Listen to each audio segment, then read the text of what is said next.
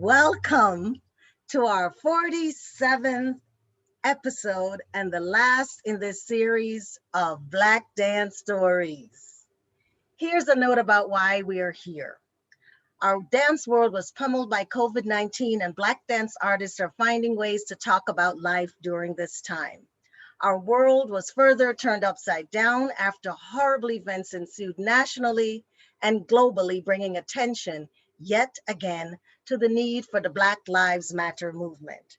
Black dance artists have not been quiet. Black dance artists have been doing the work. Black dance artists continue to make work. To stay involved, we've held these weekly impromptu discussions and told stories. Black dance stories. This is one action, and as we promise, we will stay involved. We, this beautiful array of Black dance community, boom, are working together to support, uphold, highlight, and celebrate Black creators. Tonight is our 47th episode of what we hope will be received, cherished, and set down as necessary Black dance stories told in the artist's own voices. Tonight, it's Mikki Shepard and Joan Myers Brown's turn. Please meet our BDS family. I will go first. I am Charmaine Warren. I'm a light-skinned Jamaican. I am the great-granddaughter of Ida Boyd, granddaughter of Solomon Golson and Ruby Chapman, one of 9 children by Theophilus and my 94-year-old mother, Pearline Warren, who lives in Jamaica. I am the aunt and grand aunt of 25 plus nieces and nephews at last count. I'm a non-disabled Black woman. Now and forever, I promise to acknowledge those who came before me and have toiled to make it possible for me to be present on this land. Today, I give homage to the Native people by acknowledging that I live on the stolen land of the indigenous Lenape people, now known as Montclair, New Jersey, with my husband, Tony Turner. Our daughter, Ashe Turner, a Black ballerina with locks, just completed her junior year at Boston Conservatory. I have locks that fall to my shoulders. I'm wearing a white sleeveless blouse, hoop earrings wrapped in kente cloth, and colorful bracelets. Behind me are photos of our family, a large plant, a lamp, and African masks. Happy Black Dance Stories, BDS family. I am here and I hope you can see all of our faces right now, not just mine. I am here with my BDS family because of my love for dance as a performer and because of all the gifts that I've received and will always share. Thank you for your commitment to our community. We would not be here without you. I turn it over to Kimani. Hello, 47, amazing. Welcome y'all. In the final words of Gloria Grimes, delicious, delightful dancing night. The importance of acknowledging our familial and dance legacies is an essential tradition. And in keeping with the tradition, I recognize my Indigenous brothers and sisters as a first step in moving toward action. With profound respect, I honor and acknowledge the Lenape, whose stolen land I am zooming from, currently known as the village of Harlem. I am a Black, able-bodied woman, and I live with my 10-year-old son. I am sitting in my dining room, surrounded by white walls. I have golden hair with close natural curls. I am wearing a blue and yellow flowered sundress with blue Afro-pick tree earrings. I am the granddaughter of Lucille and Melvin Madison, and on my paternal side, Gwendolyn, Allen, and Simeon Fowlin. I am the daughter of Ronald Augustus Fowlin, Jamaican warrior and gourmet chef, and Anne Fowlin, rebel and Renaissance woman. I dance because of them all. My son, Tamayo, visual artist and poet, keeps me present as I witness this growing, beautiful boy. I'm in awe of his amazing talents and his blossoming spirit. And with that, I turn it over to Makeda. Thank you. Hi, everyone. Happy Black Dance Stories Thursday. My name is Makeda Lily Nwabunkosi Margirose Roni. I am in this human experience as an able-bodied Black Indigenous American woman, pronouns she, her, and they, as I am all of my ancestors and spirit team, and they are me. I come from a long generational line of artists and energetic intuitives, both on my maternal and paternal lines, the Love Roni line, which extends through so many amazing, powerful people, names, and ancestors that I send my love and gratitude to every day by just being here.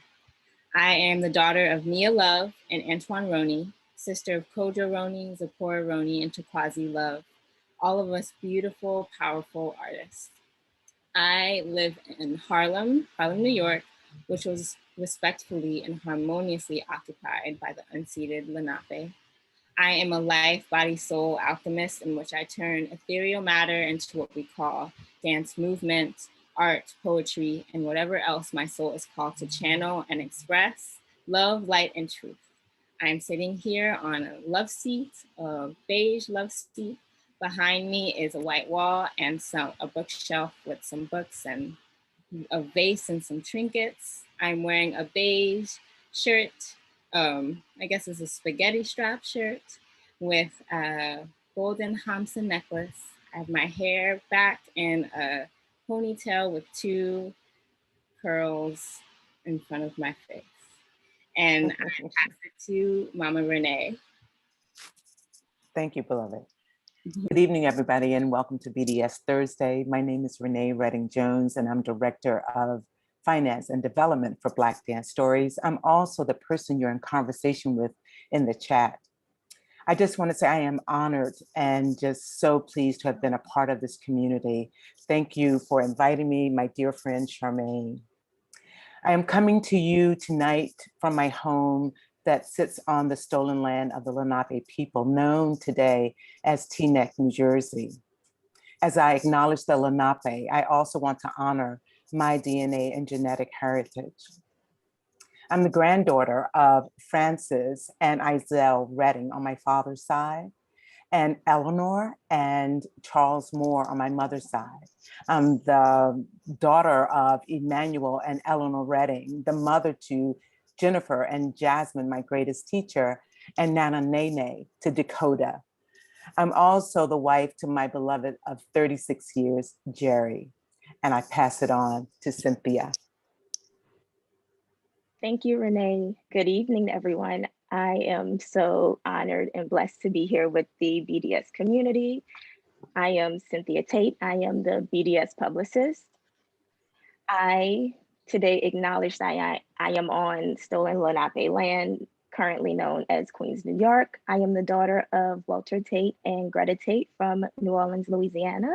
I am an able-bodied Black woman with full kinky hair, gold hoop earrings, and a yellow blouse. And I will turn it over to Tony. Thank you, Cynthia. I'm Tony Turner, a non-disabled male of African descent. I'm the 7th child of Joy and Wanda Turner, with 5 living brothers and a sister who has made her spiritual transition, Ibaye. I'm the husband and dance partner of Charmaine Warren, your beautiful host this evening. And together we are the parents of Ashe, herself a very talented dancer. I'm a graphic artist in support of Black Dance Stories and a photographer, a visual artist, and an artist at heart, which means so much more. I'm coming to you from land stolen from the Lenape people, known as Montclair. And I'm happy to have helped and to continue to help Black Dance Stories in this continuing journey. And now I'm going to hand it over to Gabe. Hey everybody, my name is Gabriel Lee Dikoladenu. I go by he, his, him. I am an able-bodied Black man, and I am zooming to you guys today from the stolen land of the Lenape people, also known today as Brooklyn, New York. I am the web developer and designer for Black Dance Stories, and I'm wearing a gray t-shirt, and I'm sitting in my apartment, and behind me is a white wall. And with that, I am going to pass it to Marcus. Thank you, Gabe. Hello, everyone. My name is Marcus Hughes. My pronouns are he, him, his. I am a brown-skinned, non-disabled Black man with ear-length locks, and I'm wearing a black polo t-shirt. I'm at home in sunny Los Angeles, California, which we must acknowledge is on the stolen land of the Kizh, Tongva, and Chumash Native peoples. My background is currently blurred out because it's not tidy enough to be on video right now. I am the video technical producer here at Black Dance Stories. I have to acknowledge my parents, Mark and Karen Hughes, my younger brothers, Miles and Matthew, my ancestral lines in the Hugheses of California and Texas, the Richardsons of Orange, Texas, and the Smart family of Manatee, Gales Point, Belize, without whom I would not be in community with you all today. Thank you, BDS. I hope this is not the last episode. And for those of you at home, I hope that you guys enjoy the show. And with that, I pass it over to Antonio.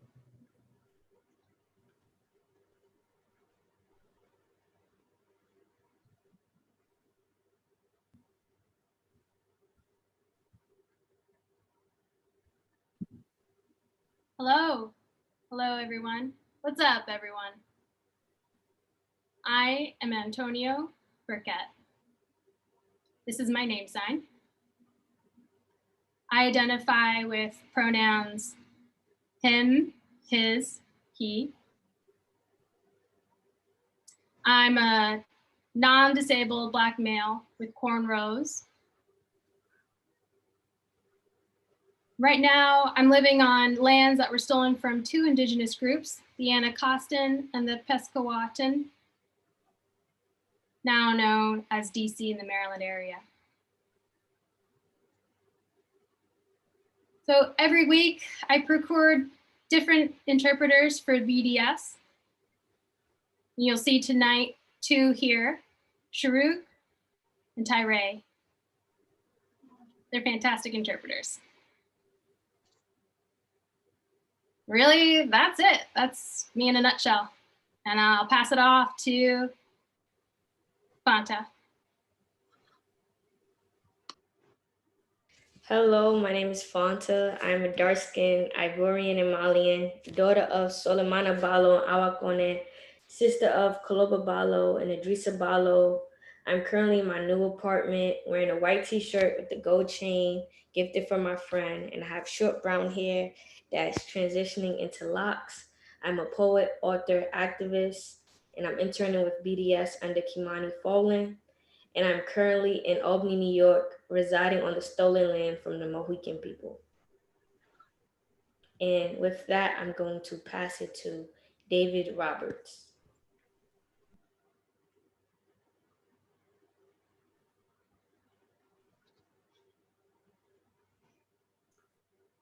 Hi, everyone. I'm David Roberts. I am the executive director of 651 Arts. And I'm so happy to be here with the Black Dance Stories family. And we're so happy to be in partnership with you all. As an accessibility check, I am a light-skinned Black man, bald hair. I'm wearing a coral colored shirt. And my background is a plant, a screen, and some masks. I am zooming into you today from Lenapehoking, New York City, stolen lands of the Lenape people. I am the grandson of Orlando and Velma, David and Ruth. I am the son of Cheryl and Russell. I'm the brother of Wesley and Jamil. I am the uncle to many. And with that, I would like to pass it on to Monica. Thank you, David. Hi, everyone. I am so honored to be here. My name is Monica L. Williams, and I am the Chief Curator and Director of Programs at 651 Arts. I am also a conceptual artist, and I am the middle daughter of Cassina and Ronald, and I am calling in from the land of the Lenape people. And like many on this call, I honor all of my ancestors who have come before me, and am sitting with them boldly here today and with an open heart and listening ear. And my background is a white wall and a brownish couch. I am a caramel complexion. I am a caramel colored Black woman with a mini fro and a big smile. with that, I will pass it on to Denise. Thank you, Monica, and welcome everyone. My name is Denise Saunders Thompson, President and CEO of the International Association of Blacks in Dance. And I am a Black woman wearing a gold shirt with gold hoop earrings, and I am at home in my kitchen, sitting in front of a painting from Ghana, Africa. Currently, I am in Silver Spring, Maryland, and sit on the lands of the Piscataway and Anacostia peoples. Every community owes its existence and vitality to generations from around the world who contributed their hopes, dreams, and energy to making the history that led to this moment. Some were brought here against their will. Some were drawn to leave their distant homes in hope of a better life. And some have lived on this land for more generations than can be counted. Truth and acknowledgement are critical to building mutual respect and connection across all barriers of heritage and difference. We begin this effort to acknowledge what has been buried by honoring the truth. We are all residing on ancestral lands. We pay respects to the elders and people of this land, past, present, and future. Please take a moment to consider the many legacies of violence, displacement, migration, and settlement that bring us here together today. IABD has been honored to serve as the fiscal sponsor of Black Dance Stories and to support this community of Black dance artists who have been doing this work for decades. This is our livelihood. This work is our life. This work is who we are. IABD will continue to be here. Our stories will continue to be here. We thank you so much for being here tonight for our 47th and final episode of Black Dance Stories. I turn it over to Makita. Yay, wow, thank you. As you can see with our Black Dance Stories team, community is such a big part of Black Dance Stories. So we want to know who's watching tonight. I'm going to speed it up a little bit so we can like this video, drop some comments in the chat, say hello, where you're watching from. Please just engage, ask questions, feel free to do all of that and share love.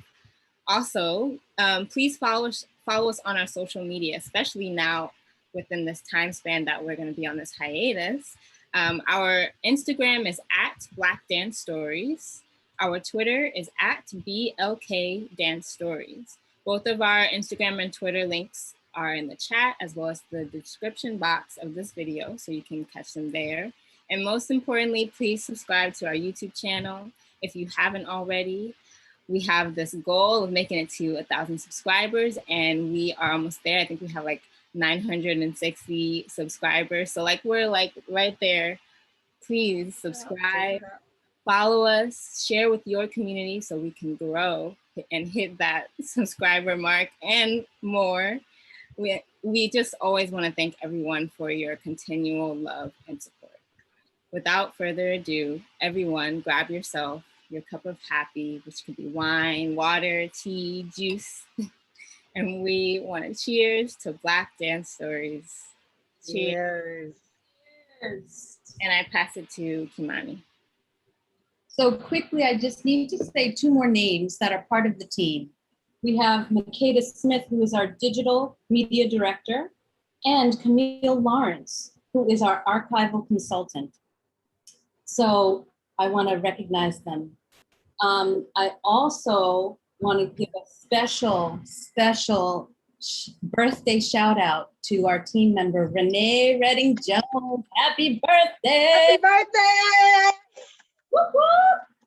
And you know, as usual, stay active, stay vigilant, right? Our BDS team will, even on hiatus. So we will be back and be ready. I will turn it over to you, Charmaine. Thank you. And I'm going to move it along. We love you all. See you all in a little bit. It's time to bring out Mikki Shepard. Yes, love, love, love, love, love all of you. Bye to the beautiful people. Bye to the beautiful Mikki. I see you, Mikki. I see you. Mikki, you're so patient in waiting. But here you are. Hello, hello. Hello, wait. Excuse me, Mikki. Okay. Where's your glass? Oh, here it is. There you go. Now we can. Cheers, Mikki. Oh, I see you're a red lover too. Oh yeah, go. Oh yeah. You down. Hi. Right? It's so good to have you here. Yay. Thank you, Charmaine. Thank you, Tony, because I know Tony is the man behind the woman. So thank you. And thank your team. What an amazing team. I had a chance to meet everybody before we came on. They are so amazing. David and Monica from 651, of course, now leading the new 651. And I want to say a shout out to Denise because, oh my God, you know, she has really stepped up and really done an incredible job. It's just, I don't even know what to say about her, but thank you for bringing her to the table for my program with Joan, because it is definitely the connection because of IABD being founded at Philadelphia and then coming full circle. So thank you very much. Really, yeah. You're so welcome. Introduce yourself and we're all here for you. And then whenever you're ready, just say, hey, Marcus, can you show one of the pictures and we'll talk about it. Okay. So let me just say that I know we're running a little behind time maybe, and I can certainly cut some of what I'm doing a little short if you need me to. But, absolutely not. Absolutely. Okay. But you know, I talk fast anyway. So what I will say in 10 minutes is probably going to be, anyway. Okay. So first of all, let me just say that, and I do want to thank you, Charmaine, because you started this journey a year ago with Dance Africa, and you really have turned it into something that's so special and so much needed. And it's really about empowering artists and empowering dance artists. And I thank you. I really do. So I want to say that, acknowledge that this is not just something you did today or, you know, you really started a while ago. And first I want to acknowledge and pay homage to Indigenous Lenape people whose land I live on. I'm on the Upper West Side of Manhattan, and Lenape land, well, actually Manhattan is at its center, but it spans from Western Connecticut to Eastern Pennsylvania and Hudson Valley to Delaware. But I'm a Brooklyn and Harlem girl. Brooklyn, I always say Brooklyn is my heart and Harlem is my soul for a lot of reasons, because I grew up in Brooklyn, but because of my father's family coming from Harlem, and because of the cultural legacy of Harlem, I was able to, and I had the opportunity and was honored to be able to experience so much in Harlem from a very young age, all the way through my career. And it is my soul, so I have to acknowledge that. I am the daughter of Percival Sinclair Shepard and Mary Virginia Shepard, who now both live with the ancestors. Both my parents were born in Manhattan, and I would have to say that they were extraordinary people, but very ordinary people. They gave my sisters and my brother and I so many gifts and tools that really helped us through our lives. And I really credit them for instilling in us so many things. They were extremely generous spirits. They opened their home to everyone, whether it was on one-on-one counseling or Friday and Saturday night parties. You know, our home was the center of life among their friends and ours. My father, as I mentioned, was from Harlem. And so we spent a lot of time in Harlem, but Brooklyn really was, Crown Heights was our home. My parents were highly independent. They relied on themselves and mapped their own journeys, their own paths in their lives that were actually away from their parents and immediate families. We learned very early that blood is not always thicker than water. They were rebels in their own way. They chose careers, friends, and each other when their parents and siblings did not approve of that. My father was a jazz musician and my mother a fashion designer. And because of that, my sisters and I always had these wonderful clothes. And my mother taught me how to sew. And so I do know how to sew, although I don't sew. I don't have time to sew, but I really don't like it, actually. The last time I sewed was when my daughter was graduating from high school, and I made her a prom dress. I said, you know, I'm going to make your prom dress. I haven't sewed for years. I'm going to make your prom dress. And I come from my mother. So of course it was like 30 fittings later. And she was like, do not ever make me anything else again. But it was a beautiful dress. In any event, I have 4 sisters and a brother, Sandra, Maria, Renee, James, and Lisa. And our family continues to grow. I have many nieces, many nephews, grandnieces and nephews and grandnephews. And you know, we just had several graduations and 2 new babies. And so it's really kind of wonderful to see our family continue to move on. I share my life with my partner, Mitchell Davey, whose photo you have, and my daughter, Pi Isis, who's currently living in Atlanta, but she is in my life. So I want to acknowledge that.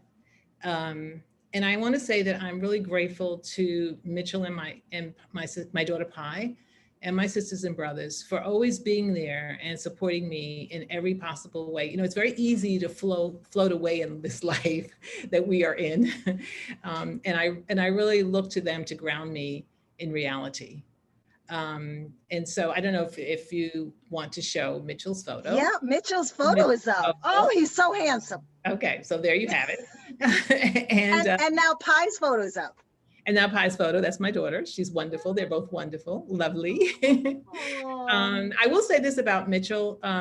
You know, he was really, aside from just supporting me in everything I do, and you know, Charmaine, Tony knows this, how hard it is sometimes to be with people like us. We're difficult. You know, we are always on a mission, and we're bringing them along, but they're actually backing us up and helping us to do what we need to do. And one of the things I will say that during this pandemic, Mitchell was really the protector of us, of me. He made sure that we did everything that we were supposed to. And that was really important because, you know, I'm not focused in that way. I mean, I'm very organized, you know, all that, but he really was. And it was really something that he took on. And I really have to say that he probably saved both our lives at the end of the day. And it's why we're here today. And then I also want to just say that my sisters and brothers, they've been in my life and my work from the beginning. And there are others that I call sisters and brothers, as you know. There are just so many of them, and I can't even name them because they're just so many, but let me just say, Baraka Saleh, Stephanie Hewley, Linda Walton, Laura Greer, Maureen Knighton. They're just some of the people in my life who have been very close to me, Lisa Yancey, and there's more, but you know, we don't come through this life by ourselves. And I always believe in family in that way. And again, I go back to, you know, sometimes blood's not thicker than water. What I found is that the people that are my family are the people that I found as family in my life. And they have proven to me, and I have proven to them, that we are sisters and brothers, that we do know how to support each other.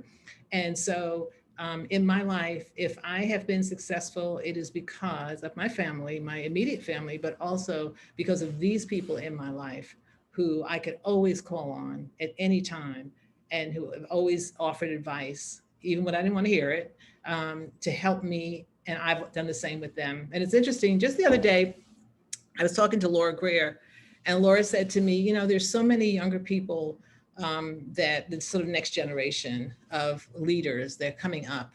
And she was talking about 1 or 2 people that she was speaking with. And she said, you know, we really need to go back to, at one point, she and I, Baraka, Stephanie, we had pulled together some younger people that now are leaders in their own right to really come together and to be there for them, you know, to help them. Because when we were coming up in the field, we all knew who we were. I don't care where you were around the country.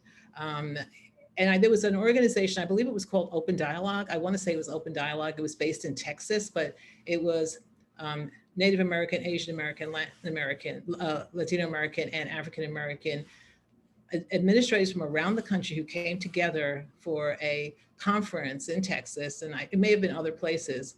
And we all had our own caucuses, but then we all came together and we all knew each other. We were connected and we all realized that we were in the same struggle. And talk about inequity. There's no question. We talk about inequity now. We can talk about it then, certainly greater to a certain degree. But we knew that we needed to support each other, and we did. And it was what enabled us to move forward in our lives, in our careers, and to really become the people that we are. And it's so interesting because I'm still connected to so many people from that time. And I'm going to mention that as I move forward through this. But so I want to just share with you a couple of things about just my own experience in dance, dance, right? So first of all, I went to Catholic school. My sisters and I, my brother went to Catholic school, St. Gregory's on St. John's Place in Brooklyn. And when I was in the second grade, the scout came from the Metropolitan Opera. And at that time, the Metropolitan Opera was on 39th Street in Broadway. It was the old Met House, Opera House. Of course, I'm giving away my age, but whatever at this point. And so he was looking for some young people to perform in a project. It was Hansel and Gretel, and I assume, I actually did some research on this, but I could never find it, that, that the Met had an educational program, and they did a lot of programs and classes and performances with children at the old Met. And so anyway, they asked for people to raise their hands if they were interested. And I raised my hand and ran up to the front. And the guy said, well, I really didn't pick you. And I just looked at him and I said, well, I want to do it. And the girl that he actually picked said, and I don't want to really do it. So I went, and I was there, and it was actually, this piece was Hansel and Gretel, and I ended up becoming Hansel in this particular production, which was both dance and music and theater. And so that was my first experience in that way, but it wasn't the only experience that I had that made me want to dance. Obviously I was so influenced by a lot of the movie musicals, Stormy Weather, and of course seeing other, some kinds of programming around, and I always wanted to dance. But, the other part of it was that I was from Brooklyn, and Brooklyn was about social dancing. So, there were always parties. There were always these events that we went to, and dancing was really important. And we had a number of friends who went to Philadelphia every summer. And Philadelphia is where they found all the latest dances. And they would come back and show us all the latest moves and dances. And, this is very sophisticated social dancing, by the way. This is not just some jive stuff. This is real. We were serious.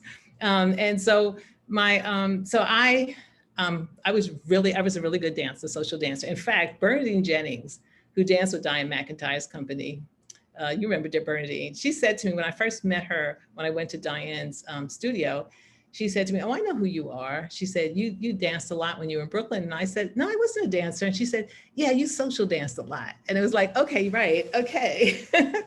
And so, but that was really important at that time because it was a community of people. And at the time that I grew up in Brooklyn and Crown Heights in the very early days, it was a predominantly white community, Irish, Italian, Jewish. And we were very few Black families in the area. And the people who were Black, and was Caribbean, from Jamaica, Barbados, but also people from North Carolina, South Carolina, Virginia, who lived in those communities. We all knew each other. We went to the same schools. We went to the same parties. So everyone knew each other. But in any event, we learned all these dancers. And as I got a little older, and my sisters, two sisters that are older than me, they used to go to the Palladium on 14th Street. And the Palladium was where you learned how to Latin dance. Now people say salsa now, but we called it Latin dance. And so my sisters would go. I was too young, I couldn't go, but they'd come back and they would teach me the steps. And I ended up being the lead partner for them. So I was always the lead. Whenever we went out, whenever we were partying, whenever we turned on the music, Tita Puente, Eddie Palmieri, Ray Barretto, Azuka was a big hit. We would always Latin. So that was also part of our social dancing at the time.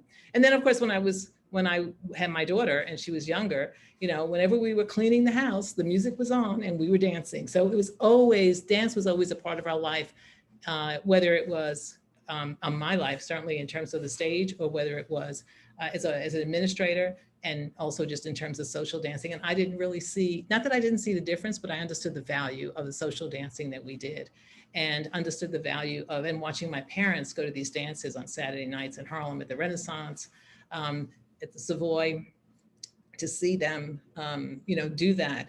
And I shouldn't say the Savoy, it was the Renaissance, because the Savoy closed in 1952 and I was too young to have been around then, but to know anything. So, but anyway, but then I went to work at the Parks Department, and Office of Cultural Affairs. And it was an Office of Cultural Affairs. It wasn't a department, it was an office. This was in the Doris Friedman days. And it was an Office of Cultural Affairs under an African-American man by the name of Courtney Callender, who for me was my first real mentor as it relates to the arts, and was extremely supportive of me and saw the potential in me when I hadn't a clue, really. And he was the person who I worked for there, but also was the person who took me to BAM, and how I first started at BAM. He brought me there when he left as a deputy commissioner. He became the deputy commissioner of the first Department of Cultural Affairs, which most people don't know. And then he left there and he went to BAM to be the associate director under Harvey Lichtenstein, who hadn't been there for more than 3 or 4 years at the time. But at the Department of Cultural Affairs, I actually had a job of managing summer planning, and that was the outdoor park and street festivals and street programming, Dance Mobile. It's all the money that the city used to give to what they call programs, but were really kind of smaller organizations, and that traveled around the city. And this is, of course, shortly after the riots in New York City, when Mayor Lindsay put a lot more money into the arts and into culture to cool down the city. So my work was to really manage that schedule of those organizations going out. And I met Tina Ramirez, who was the founder of Ballet Hispanico during that time. And Tina, I think at the time, she really didn't have a company. I think she had an educational program and it became a company. And of course, let's flip to today. And Eduardo Velaro, who is now the executive and artistic director of Ballet Hispanico. I've worked with Eduardo at the Apollo for quite a few years. We sort of co-presented them. We commissioned new work. I loved working with him. And I know he's still doing work at the Apollo, and I'm working with him again, but I won't tell you what it's for, but it is their 50th anniversary celebration. So it's tied into that. So, it's still those connections, they're always there. And by the way, I think I mentioned this to you the other day, Questlove's new film, The Summer of Soul, around the Harlem Cultural Festival in 1969. I was at that festival. I know that festival because I worked for the Parks Department. And so it was, and I remember going to the festival. I don't remember a lot about it, honestly, because I went to so many things. And of course, at that time, it was a big deal, but there were a lot of things like that at that time, for us. But that was a very special one because Tony Lawrence, who was the producer of that, was an amazing man, very entrepreneurial, and really put that together. And what was interesting, I think, for me is that at that time, because we're talking 1969, okay? How old was DTH? How old was Ailey? How old were any of these companies, right? I just said Tina Ramirez, still in its infancy. But, in a way, when people, they say, oh, gosh, Aretha and, Gladys, and of course they were, to us, major artists.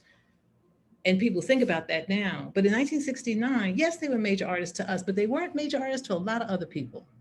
They were not acknowledged for what they did. I mean, you realize later, a lot of people were familiar with their music, but they didn't get the platforms that they deserved at that time, and they were commercial artists, but they did get that. So doing this festival, to me, this Harlem Cultural Festival really brought all those folks together in a way that acknowledged who they were and for us, And so I think that was really, really important. And to mention Ailey, I remember taking dance classes, just to kind of continue my dance story. I remember taking dance classes at Ailey with Thelma Hill, who was like a powerhouse. And I remember talking to Sandy Burton and Linda Evans, who used to dance with Chuck Davis's company. And I said, I want to take some dance classes. Oh, you got to go to Ailey and you got to take a class with Thelma Hill. So of course, that's what I did, I mean, talk about a taskmaster, you know, I mean, I was hurting after that class. She was fabulous though, just an incredible spirit. And interestingly enough, I don't know if you know this organization, the Thelma Hill Performing Arts Center. The Thelma Hill Performing Arts Center was founded by Larry Phillips, who was one of my closest friends.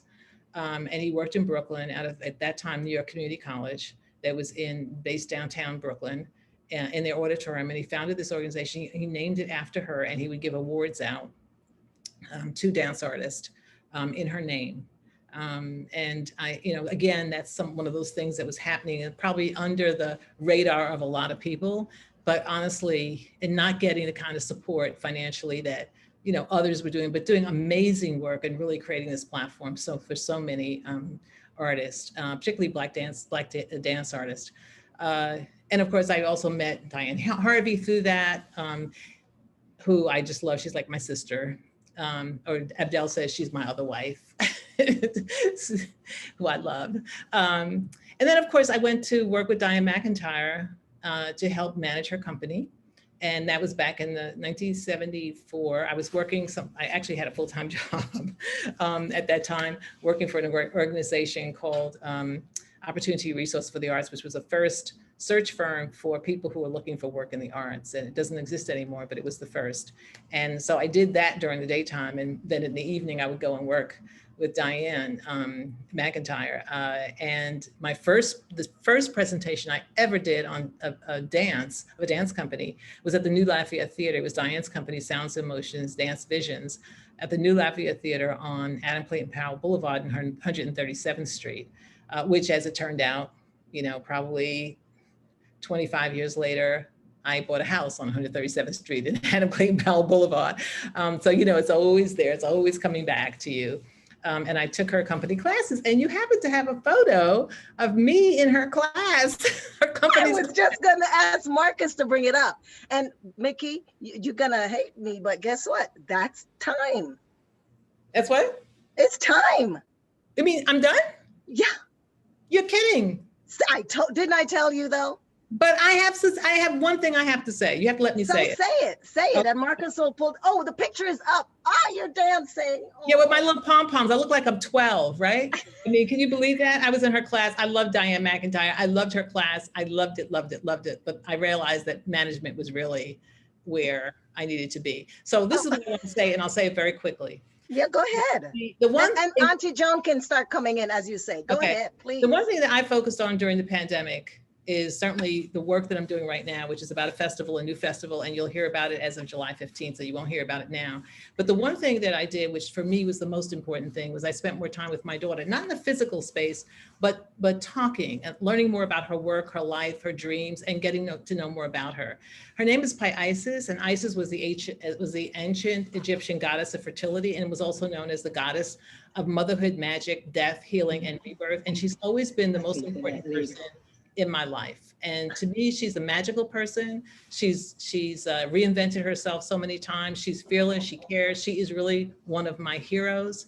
And the work that she's doing with her organization, PS 314, is 314, 314 being Pi R Square, is really having a tremendous impact. And it was really bring everything that she knows, her experiences, to the table to create a more equitable world. And it's really about collaboration and creativity, and to really fight the social inequalities. And she believes that the right combination of team talent and techniques can move you to the right place. And she acknowledges that one of the biggest problems that organizations have not, the people who are fighting the fight are usually under-resourced, and that these traditional models don't really work and practices don't work anymore.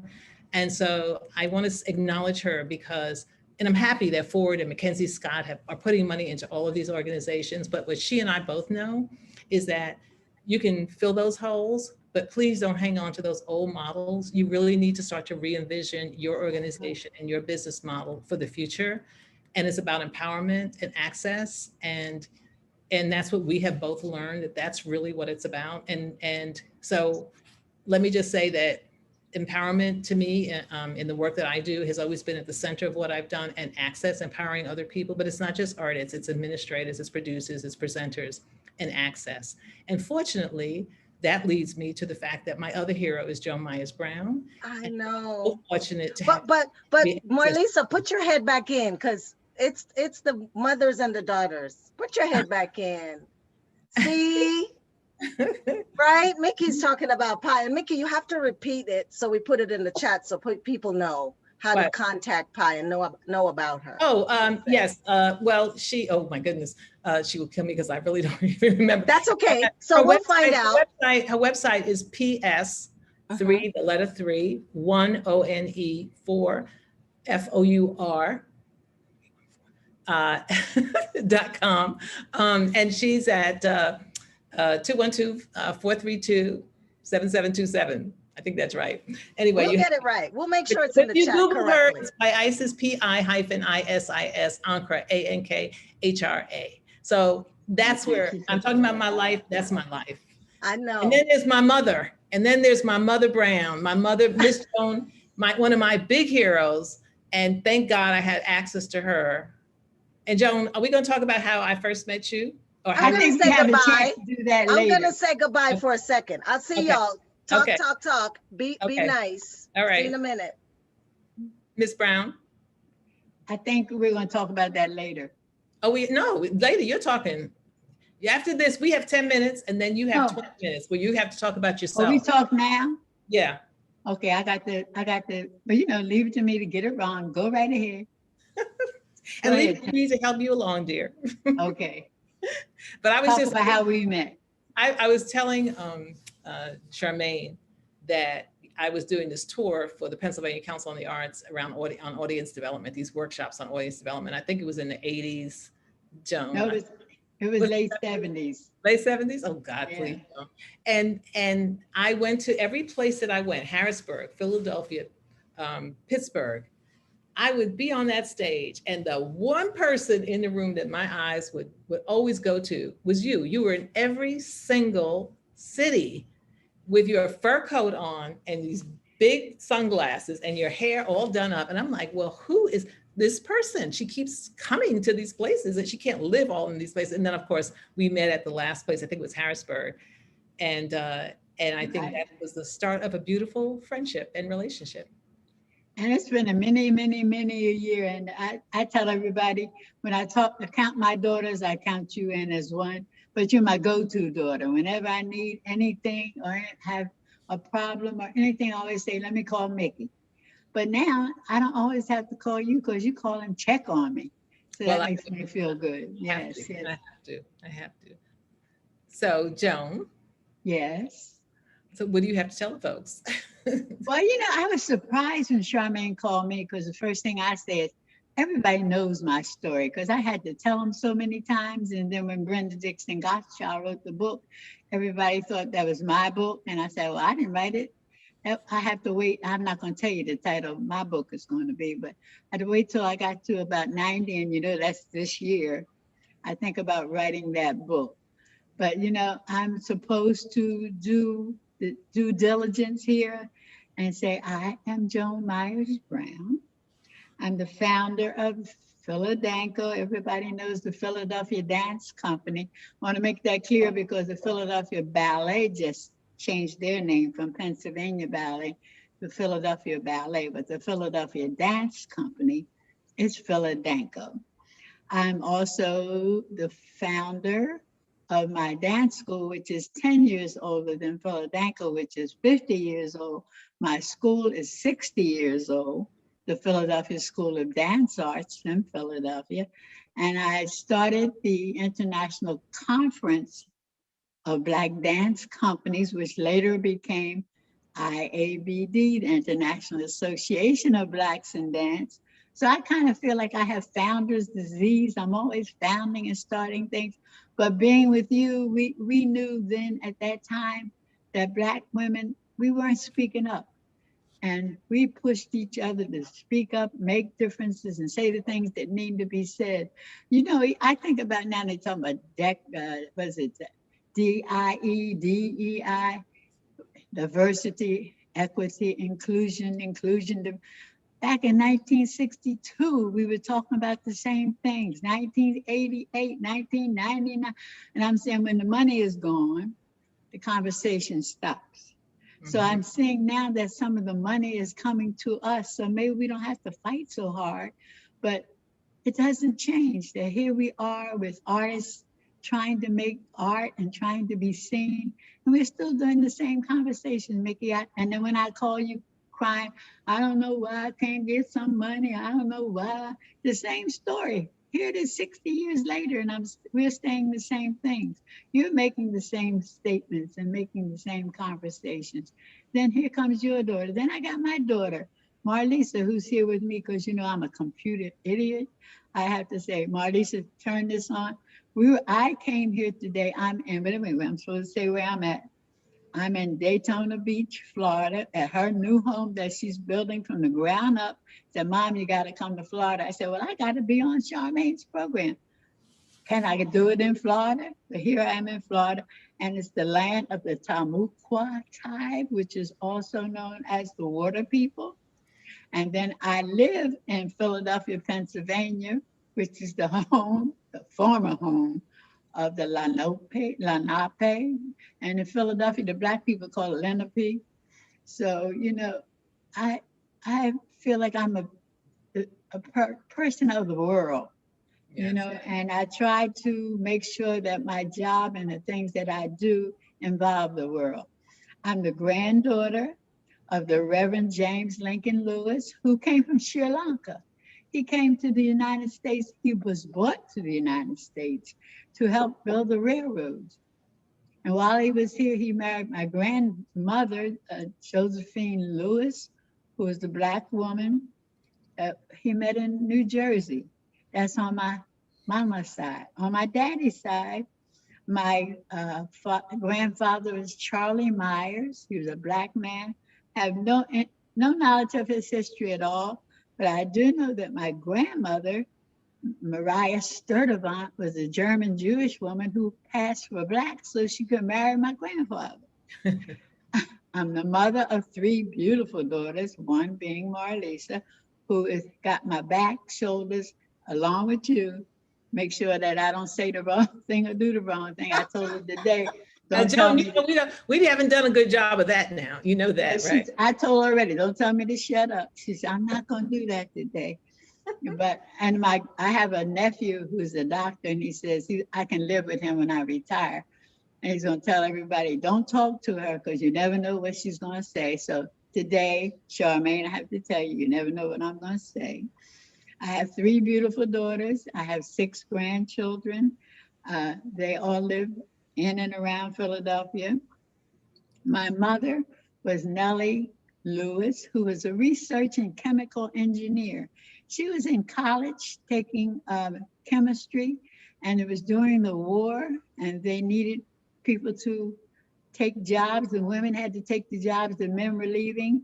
So she got a job in a chemistry factory making, I think she's saying welding electrodes, and she became a research and chemical engineer. And before she died, she was a nuclear research person. My father was a gourmet chef, so I learned how to cook. I learned how, my mother said I'm the leftover queen. I know how to make everything from leftovers, but I think I'm supposed to tell my dance story. I'm like you. I said, it's so funny that this is the familiar story. In nursery school. And Auntie Joan. Yes. It's a voice from the beyond. You can save your story for when it's just you. You and Mikki can just hang out. Oh, gosh. Well, I got it all wrong. Come on. I tell my story. It's okay, because I'm going to give you some more time later. The voice from beyond. Okay, great. Because you don't know what I'm going to say. So do you think I don't know that?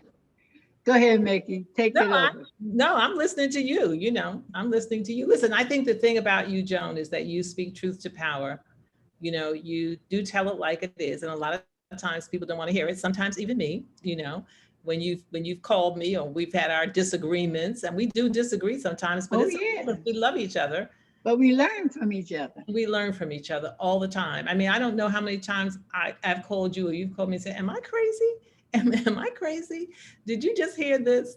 and we're able to kind of talk about it and think about solutions. I think that's what's really important, that I always knew I could do that with you. You always knew you could do it with me. And it was always about supporting each other because we are family. I mean, really, and I think I think that's what this is really all about with the Black Dance Stories, is really the family of Black dance artists, administrators that have supported each other throughout the years. You talked about me, you used to talk about me in my fur coat and the way I dressed. And I remember one day I said, Mikki, get out of that flower girl outfit and let's go over to the loft and let's get some new clothes. Well, see, I didn't finish that comment because I wanted to say, Joan, when I saw you in that, I said, was that, because I was still fairly young, and I said, my goodness, if she's running a dance company and she's dressing in her fur coats and all that, I need to be doing that. And so, yeah, for sure, right? You said, yeah, let me show you how to dress. So yeah, but well, first of all, I said, get out that flower girl outfit. But you listen, and that's what I liked about you, even though we disagree, and that you listen. Even today, young people don't want to listen. I'm in situations where they say, I'm old, I got the old way. But young people have to also realize that there's experience and they don't have to repeat what we've already done. We can show them how to get around the lumps and the bumps in the road sometime that they don't have, but I got to do it my way. Your way isn't always the highway, the right way. If we can talk about it and compare what has happened and see how it can influence what is happening now. Again, we're talking about diversity. We've been talking about it for 90 years. So when we start telling people, don't get caught up in the hype. Don't get caught up in the hype. We have to keep the fight. But Joan, I think what I have learned, and it's kind of what I was saying about my daughter, but it's also what I'm saying about you, is that it is about passing down the knowledge, you passing it to me passing it to you. But it's also about them passing it up to us, because what I've acknowledged is that, I don't know. I am somebody from a different time. I try to keep up as much as I can. There's certain things that are timeless, I think. But I do know that I have to listen more. I know that I have to learn more, because the world that we're going into is theirs. It's not ours. Oh yeah, definitely. But it's theirs. And so we do have to let them pass up to us knowledge, so that we can also grow. And it's actually what you and I've always done, because I'm looking to you, but you're looking to me too. So I think that's what I've learned, I think, over this time, more than anything else, is that trying to understand, I'm not them. I'm not 40 years younger. I'm not 20 years younger. I am a different person right now, but I do hear that a lot of what they're saying is kind of what we said before in a different way.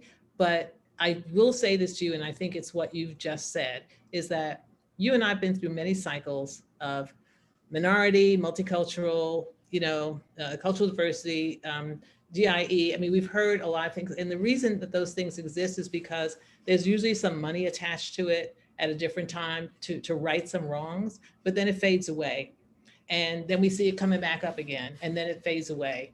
And so what we know is that it probably won't always be there, but when you do have it, you need to make really good use of it. And exactly. During the pandemic, what has happened is that some of the organizations, and we know them, have received tons of money. And I'm so happy they have, because they've always been undercapitalized compared to their counterparts, their white counterparts. And so they should have that money. They're legacy organizations.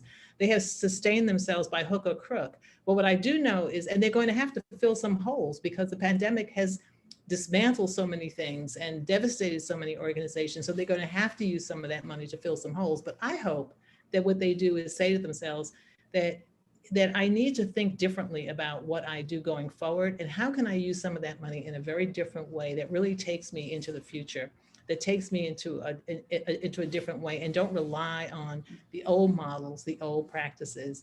Think about something that's different and new. And in order to be able to not just sustain yourself, but to really thrive. I had this conversation, I think, at board meeting with the IABD, that of course we're getting a lot of money we've never had access to, but also make sure that we're not going to spend it all right now, that we have to prepare for the future. That, you know, all the major white companies have endowments, and they have the people that are going to make sure that they keep the money coming. We don't have that in our Black community. So we have to think like the other people think. We can't just always think our way. But also, of course, I'm a computer dummy. I say I'm a certified computer idiot. And I say to my daughter, I don't want to learn anymore because I want to step away. But I want to step away and make sure that there's some concrete under what I'm leaving behind. Yeah. You know, I want to say that I'm one of the people that learn from you too. Okay. I'm just saying, and I'm stepping away too. I love you too so much. And we love you back. Oh, and guess what? Y'all got friends here. So hold on, Mikki, don't go anywhere yet. Okay. Kim is here. Kim Bears Bailey. Yay. The new Hey, yes, Kim. yes, Hey, yes. Kim. Paz Tacanito. I say your name wrong every time, Paz, and I apologize. Gabri Krista, Carla Peterson, Monique Martin, Amy Casello, Hank Smith, Jamal Barnes, Mitchell is here. Joe Malillo is here. Hey, Linda Walton is here. Stacy Dinner. All my folks. All good friends. Daniel Yes. Dimmer, I know. Lori Uprichard is here. Diane McIntyre is here. Yes. Look, Pam Green is here. Oh, Pam is working with me. I got Pam. And Pam is still we miss working you. with me, even though she retired. Look, both of you with that word retired, the big R. All right. So, Mikki, we'll see you later. Okay. Clearly, we have more to talk about together. Okay. And thank you. See you in a minute, Mikki. All right. Auntie Joan. Yes. You took your glasses off. What does that mean? First, That means cheers. I got to read my notes. Wait, let's cheers first. Let's cheers first. Oh, okay. Marlisa, I vote to Sante. Okay, now. Cheers. Take a sip. Wait, before you read your notes, can you put my tell glasses back on? Okay, tell the people what the nurse in the hospital said to you when she saw your birth date. Oh, you mean last week? Yes. Oh, she asked me, was I really going to be 90? I said, of course I'm going to be 90. She ran and got her one of her coworkers. She said, come look at this lady. How old? Do you know how old she is? They said, no. So she said, well, when I get to be 90, I want to look that old. I'm like, I thought I was looking like, I looked in the mirror and said, who's that old lady? And so it was quite a compliment that someone thinks I look good for my age.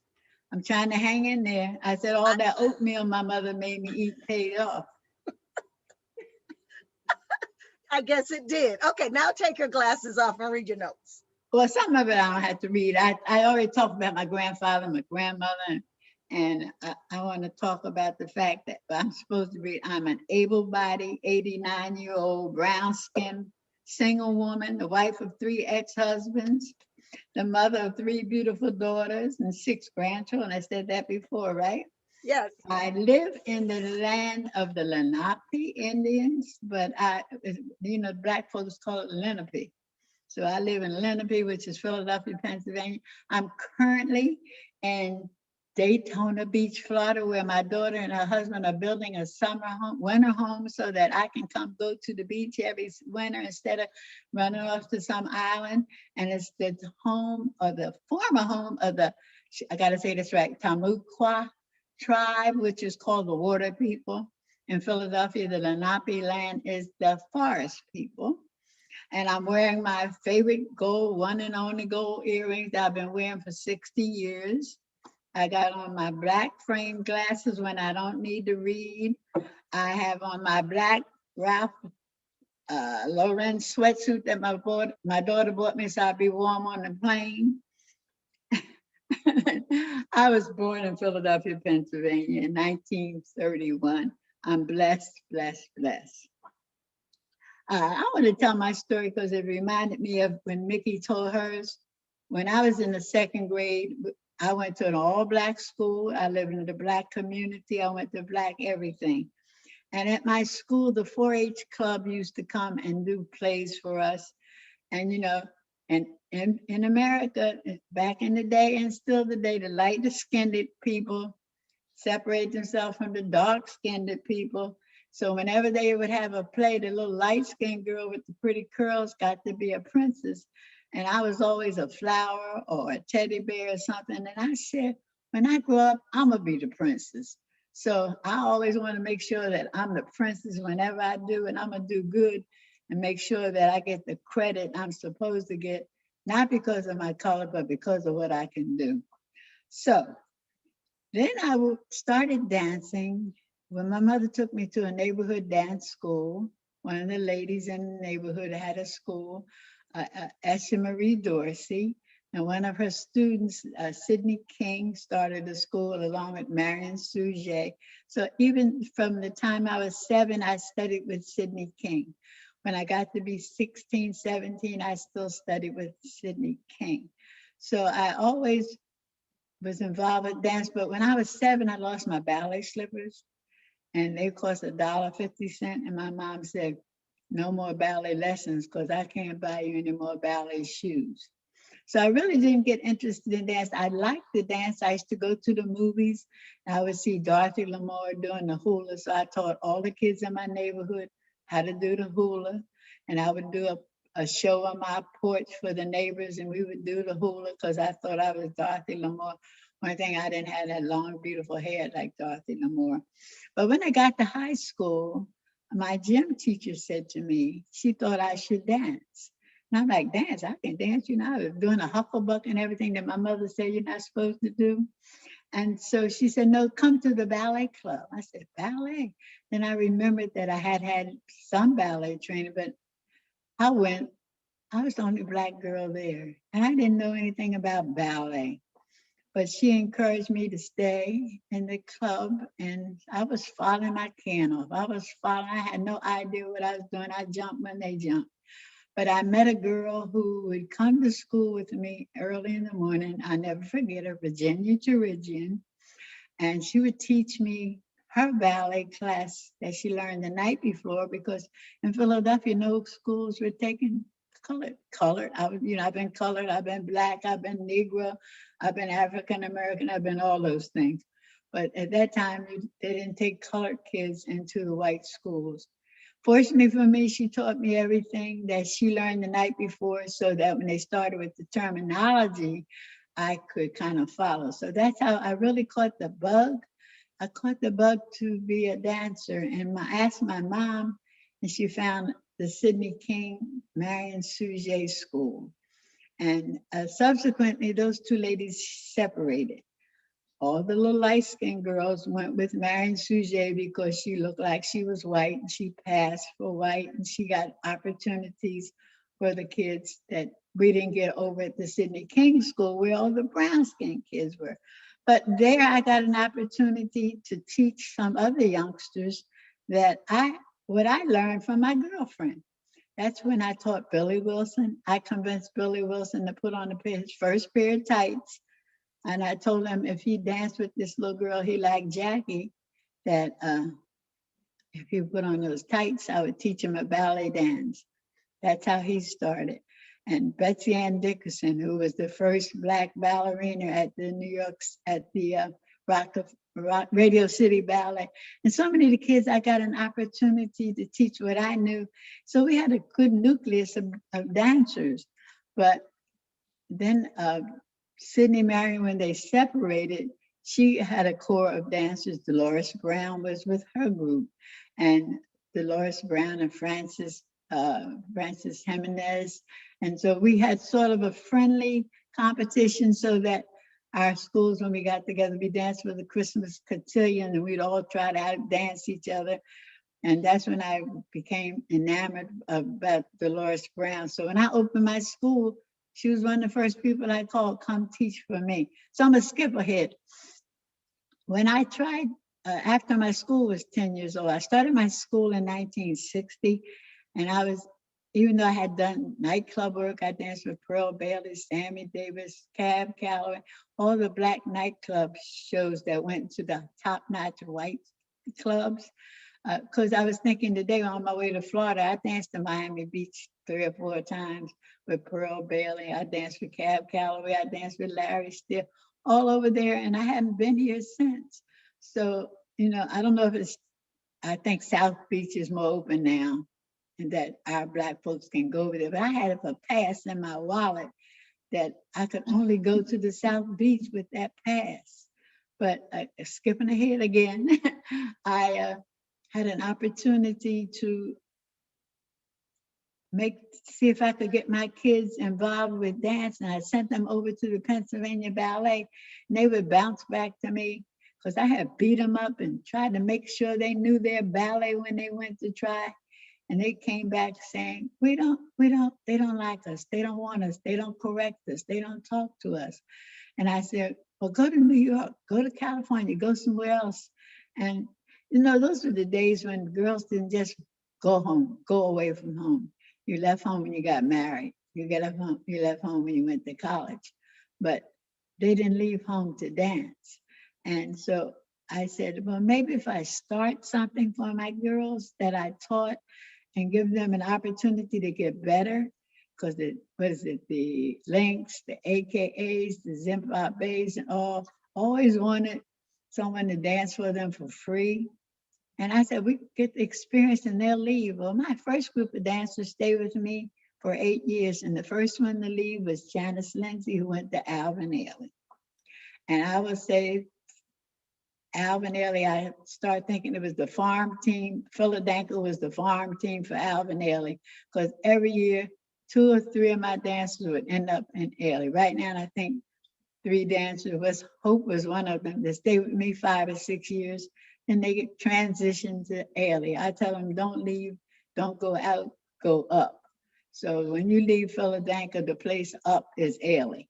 So they always end up going to Ailey. But Ailey and I got to be friends. He would call me, he said, somebody's here auditioning from Philadelphia. Are they ready? Should I take them? Or even Judy would call me, and I would say about Hope. She said, is she ready yet? I said, no, give her another year. Or Edward Franklin. She want to know, is Edward Franklin ready? I'm like, well, yeah, try him now. So my dancers, people would say I didn't want them to go to Ailey. I wanted them to go when they were ready. So I would ship them off, and I still will ship them off the time. It's time for you to go audition for Ailey. Or some of them I say, why haven't you auditioned for Ailey? So I want to dispel that rumor that I didn't want them to go there. I always want them. I also want to talk about IABD. Back in 1988, I had a grant for $5,000 to do what they call artistic development. I'm saying, what am I going to do with $5,000? I looked through the Dance USA book, and I was on the board of Dance USA, and I'm like, at the meeting, they always talk about, it was the main ballet companies. They weren't interested in Black people because we didn't subscribe. They didn't want to break the line of Swan Lake by adding a Black girl, and all the things they were saying about why they didn't have Blacks in ballet companies. And I'm like, that's crazy, because I knew my girls were ready. So I said, let me start something that maybe we can make more work for Black girls. And actually, the Black boys every now and then would get into some company. So they needed a Black guy to pick up the girls and throw them and catch them. But until Arthur Mitchell got notarized, then Blacks weren't getting. Billy Wilson, Sylvester Campbell, Ron Alexander all went to other countries to get an opportunity. So here I am back in Philly thinking, what am I going to do with $5,000? So I said, I went to the directory and I looked up anything that said Black, African American, African, anything. And I said, please come to Philadelphia and let's talk about what can we do to improve the conditions for Blacks in dance. Dance USA, we're not on their agenda. We got to create our own agenda. And Lula Washington and Ann Williams and Geraldine Blunden and Cleo Parker Robinson, Walter Nix, Carmen de Lavilla, Elio Pomar, all showed up. And we said, we got a fight here on our hands, and let's make it work for us. Let's do what's going to make things happen for us. 25 years I carried IABD on my back. I did everything. I did the office work, the bagging work, and everything else. And fortunately for me, when I asked Sherelle Berryman Johnson, can you take this over? You don't have a company. I can't do company work. I can't, my company is starting to tour and I need somebody that can do the administrative part of it. And unfortunately for us, when Sherelle passed, I was upset, but Sherelle told me, don't worry. I have somebody who can work for you and will take it over and may help you. And when Denise transitioned out of Howard University to George Washington University, and she just stepped up to the plate. And for 7 years, she like me, we worked for no salary, no income, no pay. Anything we had to do, we paid for out of our back pocket. I did it for 25 years. She did it for 7. And now here we are now with IABD being recognized. So that for me is a reward. And I want our young people to know that it's a reward for them. But Philadelphia itself, we're 51 years old. We got our touring booked for the next 2 years because everything we were supposed to do in 2020, I started saying 1920, 2020 is being booked in 21, 22, 23. And when you Pam Green, after we did the tour for Mikki Shepard for the James Brown projects, she took me over when no one else wanted another Black company. They had enough Black companies. They had Ailey too. So they didn't need us any longer. And she made sure that we still had work. So this, and it was in 2020 when we were in Switzerland. We got the call, you have to come home. My daughter said, Mom, they said it was on Wednesday. She said, you gotta be out of Europe by Friday. She got on the phone. We caught that plane after our Friday night show in Switzerland and got to Germany. After a 6-hour bus ride, I got my dancers back to America in 9 hours. We couldn't land in Philadelphia because they weren't prepared for people coming into the country. We had to get off the plane in Newark. My daughter had the bus waiting. We got home and the doors shut on that bus. And I told my kids to go home and we stayed home like everybody else. And then we started doing everything virtually. That's when I found out how old I really was. Because I said, come here, honey, do this on this computer, which is what I did today. Your computer is different from mine. Make this work. So having the fact that Mikki said, we have our daughters, my oldest daughter, she teaches tap for me. You know, and my youngest daughter, her daughter goes to dancing school. My daughter today, her oldest girl is here in Florida today. She is one of 8 girls in the world, one of the Black 8 girls that they found in the world that's a diver, and only 3 are American. So she's here studying diving and working out with the members of the Olympic team from Puerto Rico. So I said, I don't have a dancer, but I got a diver. I got a diver diving her butt off. I have a younger daughter who's gonna be a ballerina. If I just let her know she doesn't have to compete with the diver, she can be herself. I have another granddaughter who just graduated from Temple epidemiology. You know, so I have a legacy that I'm proud of. I don't know if you have questions or Charmaine, there's something you wanted me to say? No, we just listening and loving and hearing. But we can bring Mikki back. Oh, that'd be great. That'd be great, right? Mikki back. My right arm, my left arm. And again, even now, I need to ask her, what do I do next? I said, I have founder's disease. I always think about, you know, I told Denise, I said, Denise, my girls still aren't being hired at the ballet companies. What we need to do is have an audition and make all the people that have ballet companies come to our next conference. And we're going to bring Black girls there so they can look at them because they tell me they can't find Black girls that can do ballet. We know they're out there. And Denise and I, we had over 100 and some girls registered to come to Denver to Cleo's studio to do an audition for Black girls. And you know, now that has grown into something else for somebody else. But I know we started that move. And those Black girls are going to get jobs and do well. Wait, are you asking Mikki though what you should do next? What can I do next? You know what? Joan doesn't have to ask me what to do next because she always knows what to do next. She just says to me, now I'm gonna do this, what do you think? And then I tell her what I think. But she always tells me what it is.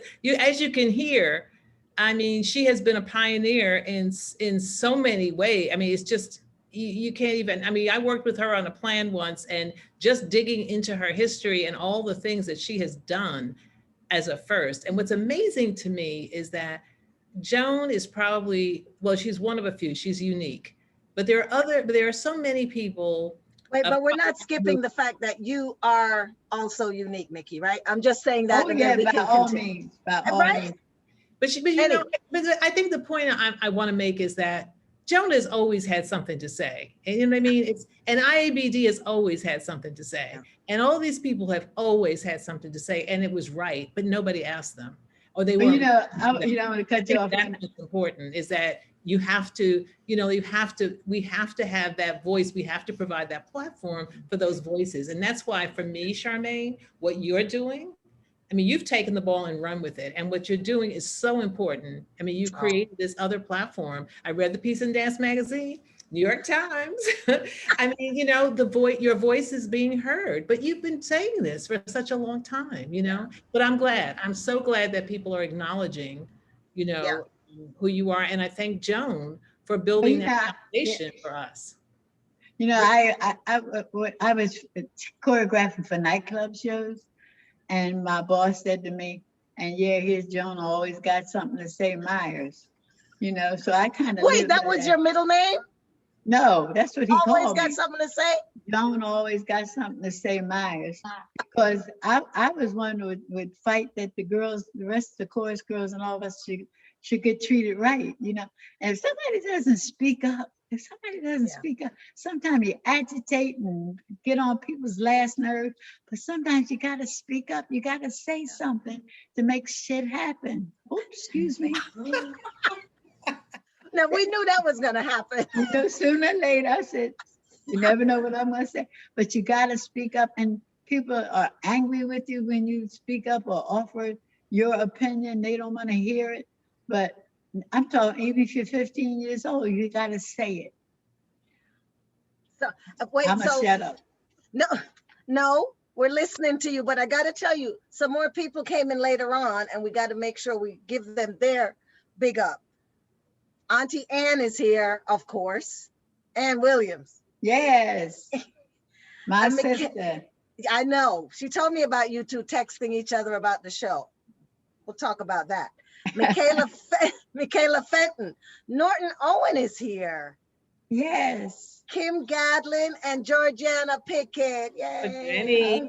Denny's working with me too. I have all the sisters. See? That's why I'm here. That's right. That's right. And everybody on this BDS family put their love and their heart into making sure this happens.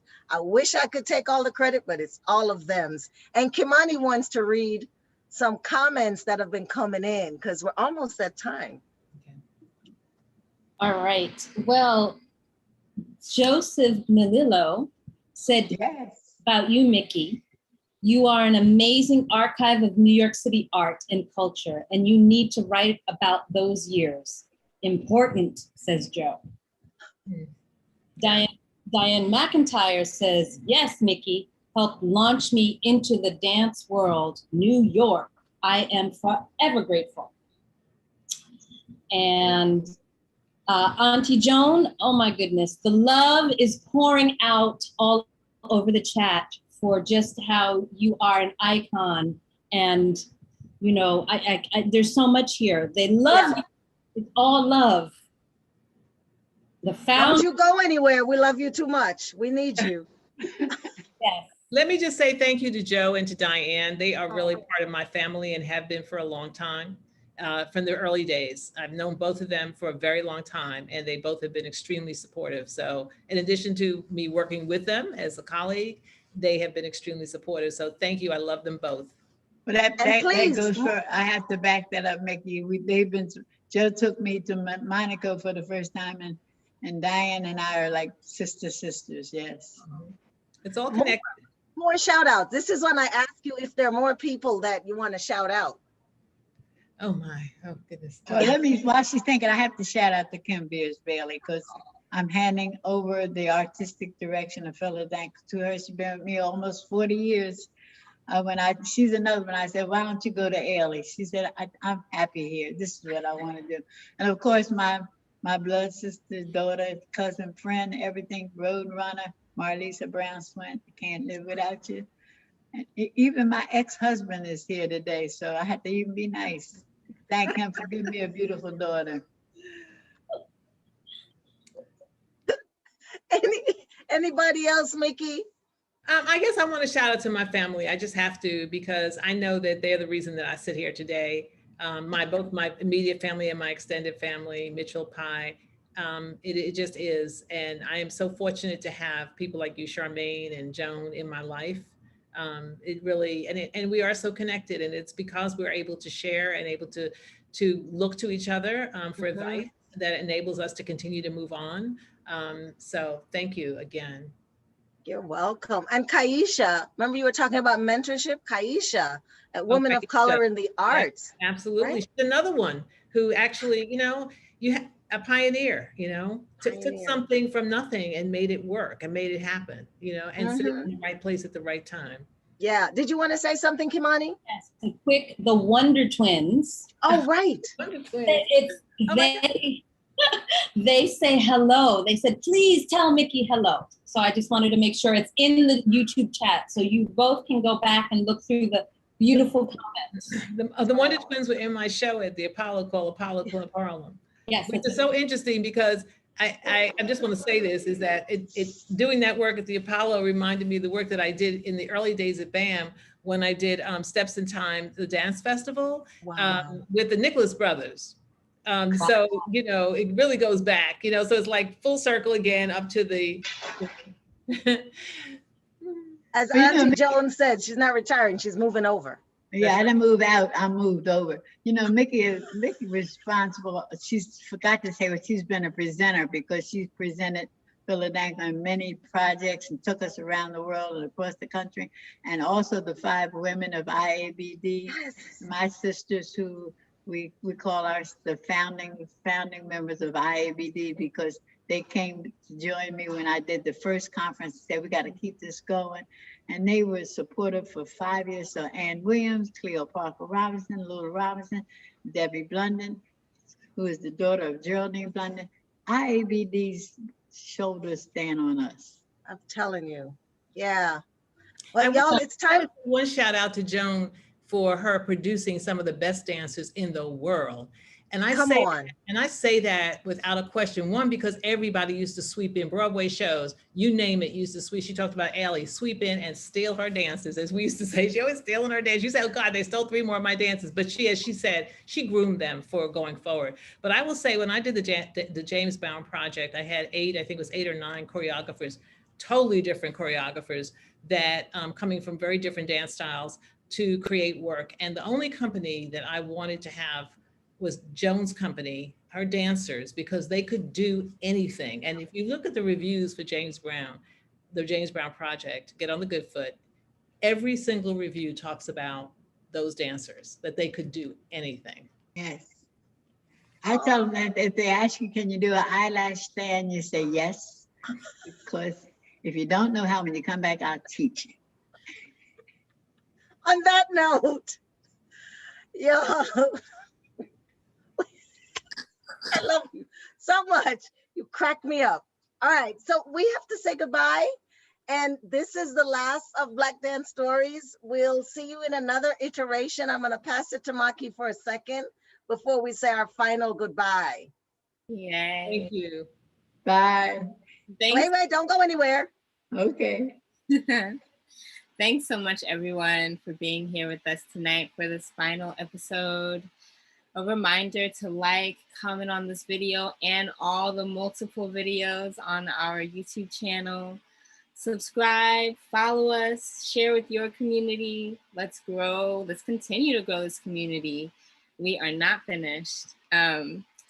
We also have a Patreon where we share really awesome, unfiltered, raw, behind the scenes, backstage talk that we have that happens post episode. So it's really fun. If you want to check those out, just come be a part of our Patreon. The link for the Patreon is within the description box of this video.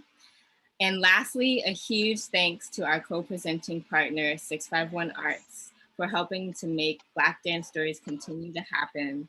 You can check out all the wonderful things that they're doing on their social media and on from there. Their Instagram is @651arts. And so I pass it to Mama Sherman. And I'm just gonna say a quick good night. It's 7:35. We love you so much. Thanks for hanging with us. If you want to find out what else is happening, make sure you join our mailing list and get to the Patreon, subscribe so you can hear some more happenings. We love all of you. We thank you. Going out there and getting into some good trouble, community. Thank you. Cheers. Thank you. Bye. Mm-hmm.